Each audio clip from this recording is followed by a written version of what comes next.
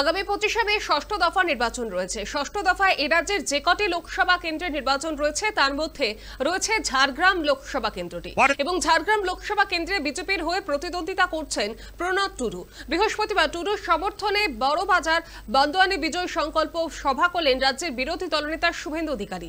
এদিনের সভা থেকে তৃণমূলকে আক্রমণ করে রাজ্যের বিরোধী দলনেতা শুভেন্দু অধিকারী তিনি বলেছেন, পশ্চিমবঙ্গকে শেষ করে দিয়েছে তৃণমূল কংগ্রেস। তৃণমূলের নেতারা চুরি করে বড়লোক হয়েছে। এদিনের সভা থেকে মমতা বন্দ্যোপাধ্যায়কে প্রাক্তন মুখ্যমন্ত্রী করার হুঁশিয়ারি দিয়েছেন রাজ্যের বিরোধী দলনেতা শুভেন্দু অধিকারী। এর পাশাপাশি অভিষেককেও জেলে পাঠানোর হুঁশিয়ারি দিয়েছেন তিনি।